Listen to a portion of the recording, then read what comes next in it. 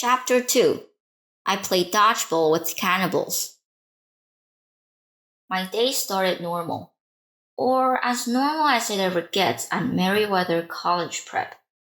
See, it's this progressive school in downtown Manhattan, which means we sit on beanbag chairs instead of at desks, and we don't get grade, and the teachers wear jeans and rock concert t-shirts to work. That's all cool with me. I mean, I'm ADHD and dyslexic, like most half-bloods, so I'd never done that great in regular schools even before they kicked me out. The only bad thing about Meriwether was that the teachers always looked on the bright sides of things, and the kids weren't always, well, bright. Take my first class today, English. The whole middle school had read this book called Lord of the Flies, where all these kids get marooned on an island and go psycho. So for our final exam, our teachers sent us into a break yard to spend an hour with no adult supervision to see what would happen. What happened was a massive wedgie contest between the 7th and 8th graders, 2 pebble fights, and a full tackle basketball game. The school bully, Matt Sloan, led most of those activities. Sloan wasn't big or strong, but he acted like he was. He had eyes like a pit bull and shaggy black hair, and he always dressed in expensive but sloppy clothes, like he wanted everybody to see how little he cared about his family's money. One of his front teeth was chipped from the time he'd taken his daddy's Porsche for a joyride and run into a "Please slow down for children" sign. Anyway, Sloan was giving everybody wedgies until he made the mistake of trying it on my friend Tyson. Tyson was the only homeless kid at Meriwether College Prep. As near as my mom and I could figure, he'd been abandoned by his parents when he was very young, probably because he was so different. He was 6'3" and built like the abominable snowman. But he cried a lot and was scared of just about everything, including his own reflection. His face was kind of misshapen and brutal looking. I couldn't tell you what color his eyes were, because I could never make myself look higher than his crooked teeth. His voice was deep, but he talked funny, like a much younger kid. I guess because he'd never gone to school before coming to Meriwether. He wore tattered jeans, grimy size 20 sneakers, and a plaid flannel shirt with holes in it. He smelled like a New York City alleyway, because that's where he lived, in a cardboard refrigerator box off 72nd Street. Meriwether Prep had adopted him as a community service project so all the students could feel good about themselves. Unfortunately, most of them couldn't stand Tyson. Once they discovered he was a big softie, despite his massive strength and his scary looks, they made themselves feel good by picking on him. I was pretty much his only friend, which meant he was my only friend. My mom had complained to the school a million times that they weren't doing enough to help him. She'd call social services, but nothing ever seemed to happen. The social workers claimed Tyson didn't exist. They swore up and down that they'd visited the alley we described and couldn't find him. Though how you miss a giant kid living in a refrigerator box, I don't know. Anyway, Matt Sloan snuck up behind him and tried to give him a wedgie, and Tyson panicked. He swatted Sloan away a little too hard. Sloan flew 15 feet and got tangled in a little kid's tire swing. "You freak," Sloan yelled. "Why don't you go back to your cardboard box?" Tyson started sobbing. He sat down on the jungle gym so hard he bent the bar and buried his head in his hands. "Take it back, Sloan," I shouted. Sloan just sneered at me. "Why do you even bother, Jackson? You might have friends if you weren't always sticking up for that freak." I balled my fists. I hoped my face wasn't as red as it felt. He's not a freak. He's just... I tried to think of the right thing to say, but Sloan wasn't listening. He and his big ugly friends were too busy laughing. I wondered if it were my imagination, or if Sloane had more goons hanging around him than usual. I was used to seeing him with 2 or 3, but today he had like half a dozen more, and I was pretty sure I'd never seen them before. Just wait till PE, Jackson, Sloane called. You are so dead. When first period ended, our English teacher, Mr. DeMillo, came outside to inspect the carnage. He pronounced that we'd understood Lord of the Flies perfectly. We all passed this course. We should never grow up to be violent people. Matt Sloane nodded earnestly, then gave me a chip-toothed grin. I had to promise to buy Tyson an extra peanut butter sandwich at lunch to get him to stop sobbing. Am I a freak? He asked me. No, I promised, gritting my teeth. Matt Sloane is the freak. Tyson sniffled. You are a good friend. Miss you next year if I can't. His voice trembled. I realized he didn't know if he'd be invited back next year for the community service project. I wondered if the headmaster had even bothered talking to him about it. Don't worry, big guy, I managed. Everything's going to be fine. Tyson gave me such a grateful look, I felt like a big liar. How could I promise a kid like him that anything would be fine? Our next exam was science. Mrs. Tesla told us that we had to mix chemicals until we succeeded in making something explode. Tyson was my lab partner. His hands were way too big for the tiny vials we were supposed to use. He accidentally knocked the tray of chemicals off the counter and made an orange mushroom cloud in a trash can. After Mrs. Tesla evacuated the lab and called the hazardous waste removal squad, she praised Tyson and me for being natural chemists. We were the first ones who'd ever aced her exam in under 30 seconds. I was glad the morning went fast, because it kept me from thinking too much about my problems. I couldn't stand the idea that something might be wrong at camp. Even worse, I couldn't shake the memory of my bad dream. I had a terrible feeling that Grover was in danger. In social studies, while we were drawing latitude-longitude maps, I opened my notebook and stared at the photo inside. My friend Annabeth on vacation in Washington, D.C. She was wearing jeans and a denim jacket over her orange Camp Half-Blood t-shirt. Her blonde hair was pulled back in a bandana. She was standing in front of the Lincoln Memorial with her arms crossed, looking extremely pleased with herself, like she'd personally designed the place. See, Annabeth wants to be an architect when she grows up, so she's always visiting famous monuments and stuff. She's weird that way. She'd email me this picture after spring break, and every once in a while I'd look at it just to remind myself she was real, and Camp Half-Blood hadn't just been my imagination. I wished Annabeth were here. She'd know what to make of my dream.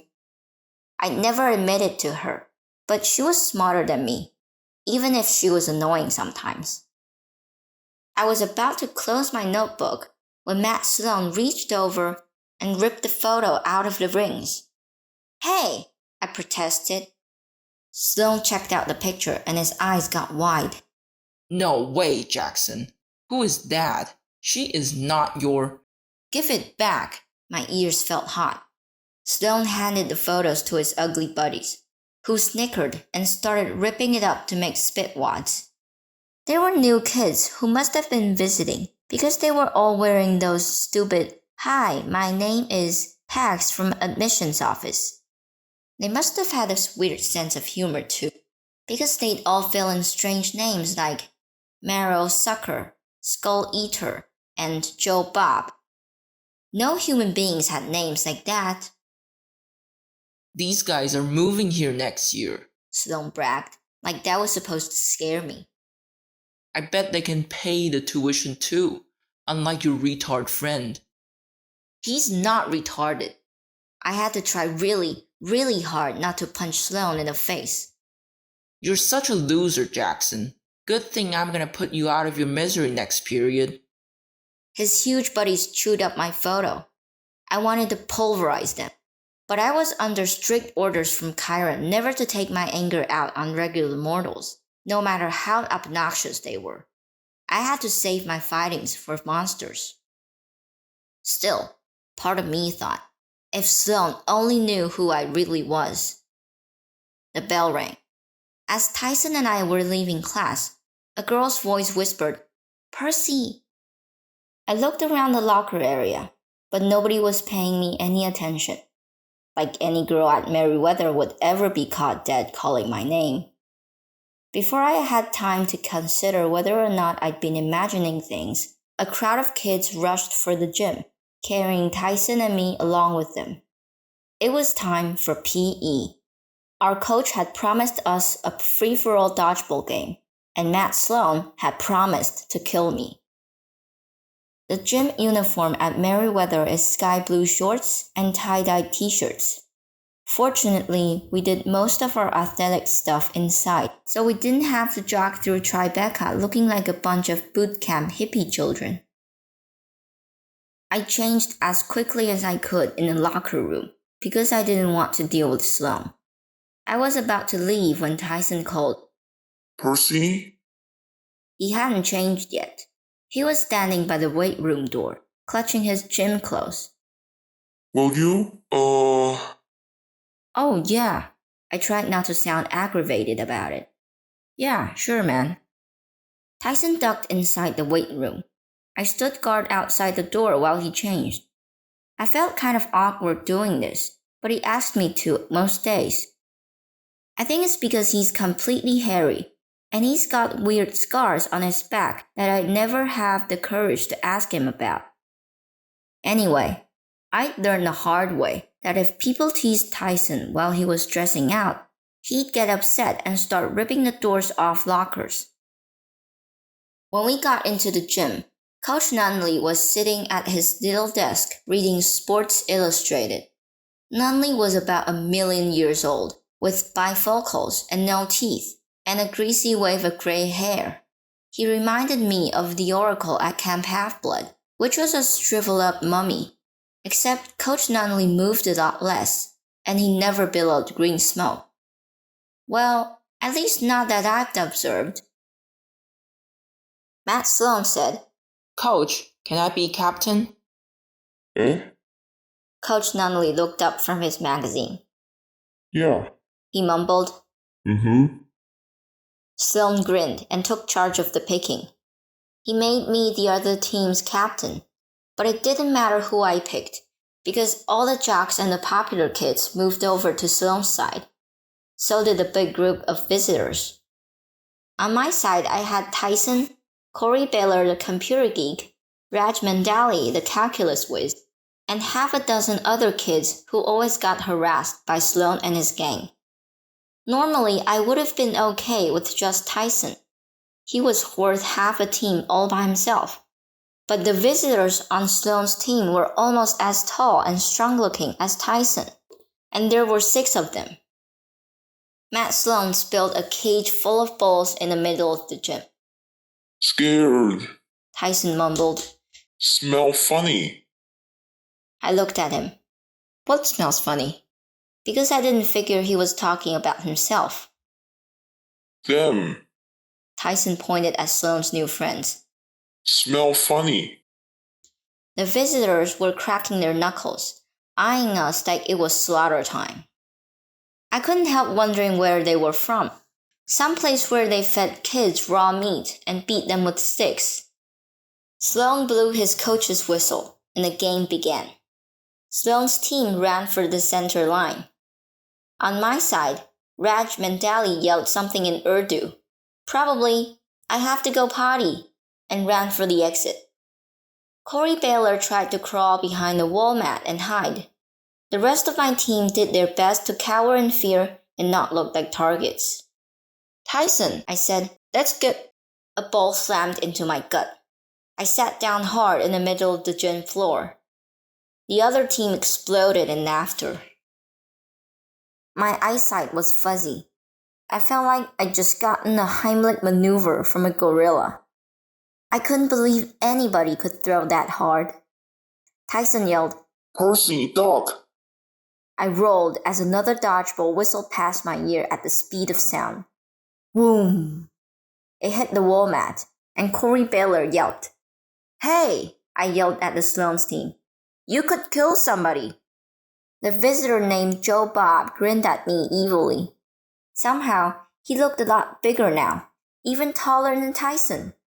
His biceps bulged beneath his t-shirt. I hope so, Percy Jackson. I hope so. The way he said my name sent a chill down my back. Nobody called me Perseus except those who knew my true identity. Friends and enemies. What had Tyson said? They smell funny?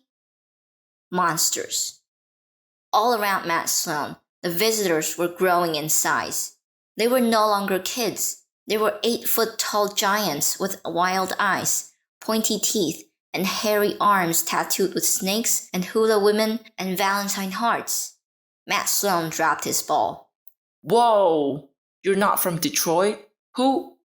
The other kids on his team started screaming and backing towards the exit, but the giant named Marrow Sucker threw a ball with deadly accuracy.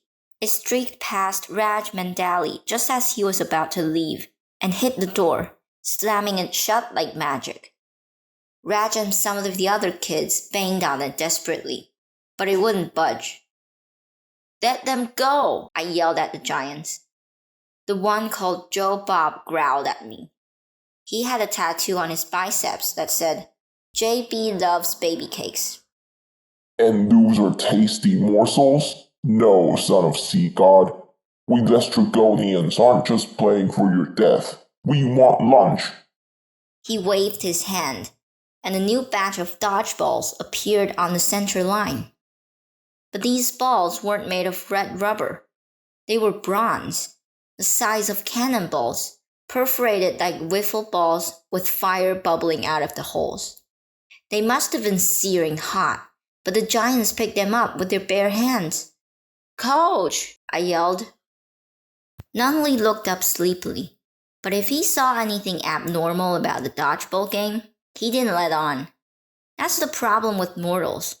A magical force called the mist obscures the true appearance of monsters and gods from their vision, so mortals tend to see only what they can understand. Maybe the coach saw a few 8th graders pounding the younger kids like usual. Maybe the other kids saw Matt Sloan's thugs getting ready to toss Molotov cocktail around. It wouldn't have been the first time. At any rate, I was pretty sure nobody else realized that we were dealing with genuine man-eating bloodthirsty monsters. Yeah? Coach muttered. Play nice. And he went back to his magazine. The giant named Skull Eater threw his ball. I dove aside as the fiery bronze comet sailed past my shoulder. Corey! I screamed. Tyson pulled him out from behind the exercise mat just as the ball exploded against it, blasting the mat to smoking shreds. Run! I told my teammates. The other exit! They ran for the locker room, but with another wave of Joe Bob's hand, that door also slammed shut. No one leaves unless you're out. Joe Bob roared. And you're not out until we eat you. He launched his own fireball. My teammates scattered as it blasted a crater in the gym floor. I reached for Riptide, which I always kept in my pocket. But then I realized I was wearing gym shorts. I had no pockets. Riptide was tucked in my jeans inside my gym locker, and the locker room door was sealed. I was completely defenseless. Another fireball came streaking toward me. Tyson pushed me out of the way, but the explosion still blew me head over heels. I found myself sprawled on the gym floor, dazed from smoke, my tie-dye t-shirt peppered with sizzling holes. Just across the center line, 2 hungry giants were glaring down at me. Flesh! They bellowed. Hero flesh for lunch. They both took aim. Percy needs help. Tyson yelled, and he jumped in front of me just as they threw their balls. Tyson! I screamed, but it was too late. Both balls slammed into him. But no, he caught them. Somehow, Tyson, who was so clumsy he knocked over lab equipment and broke playground structures on a regular basis, had caught two fiery metal balls speeding toward him at a zillion miles an hour. He sent them hurtling back toward their surprised owners, who screamed, Bad! as the bronze sphere exploded against their chests. The giants disintegrated in twin columns of flame, a sure sign they were monsters, all right. Monsters don't die. They just dissipate into smoke and dust, which saves heroes a lot of trouble cleaning up after a fight. My brothers! Joe Bob the cannibal wailed. He flexed his muscles, and his baby cake's tattoo rippled. You will pay for their destruction. Tyson, I said, look out. Another comet hurtled toward us. Tyson just had time to swat it aside. It flew straight over Coach Nunley's head and landed in the bleachers with a huge kaboom. Kids were running around screaming, trying to avoid the sizzling craters in the floor. Others were banging on the door, calling for help.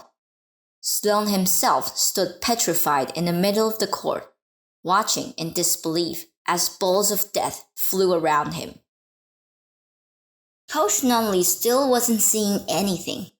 He tapped his hearing aid like the explosions were giving him interference, but he kept his eyes on his magazine. Surely the whole school could hear the noise. The headmaster, the police, somebody would come help us. Victory will be ours, roared Joe Bob the cannibal. We will feast on your bones. I wanted to tell him he was taking a dodgeball game way too seriously. But before I could, he hefted another ball. The other three giants followed his lead. I knew we were dead. Tyson couldn't deflect all those balls at once. His hands had to be seriously burned from blocking a first volley. Without my sword, I had a crazy idea. I ran toward the locker room. Move, I told my teammates. Away from the door. Explosions behind me. Tyson had batted two of the balls back to their owners and blasted them to ashes. That left two giants still standing. A third ball hurtled straight at me. I forced myself to wait. 1 Mississippi, 2 Mississippi, then dove aside as the fiery sphere demolished the locker room door. Now, I figured that the built-up gas in most boys' locker rooms was enough to cause an explosion, so I wasn't surprised when the flaming dodgeball ignited a huge whoom. The wall blew apart. Locker doors, socks, athletic sporters, and other various nasty personal belongings rained all over the gym. I turned just in time to see Tyson punch Skull Eater in the face. The giant crumpled. But the last giant, Joe Bob, had wisely held on to his ball, waiting for an opportunity. He threw just as Tyson was turning to face him. No! I yelled. The ball caught Tyson square in the chest. He slid the length of the court and slammed into the back wall, which cracked and partially crumpled on top of him, making a hole right onto Church Street. I didn't see how Tyson could still be alive, but he only looked dazed. The bronze ball was smoking at his feet. Tyson tried to pick it up, but he fell back, stunned, into a pile of cinder blocks. Well, Joe Bob gloated. I'm the last one standing. I'll have enough meat to bring Baby Cakes a doggy bag. He picked up another ball and aimed it at Tyson. Stop, I yelled. It's me you want. The giant grinned. You wish to die first, young hero? I had to do something. Riptide had to be around here somewhere. Then I spotted my jeans in a smoking heap of clothes right by the giant's feet. If I could only get there. I knew it was hopeless, but I charged. Giant laughed.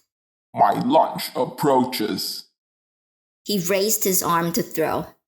I braced myself to die. Suddenly, the giant's body went rigid. His expression changed from gloating to surprise. Right where his belly button should have been, his t-shirt ripped open, and he grew something like a horn. No, not a horn. A glowing tip of a blade. The bowl dropped out of his hand.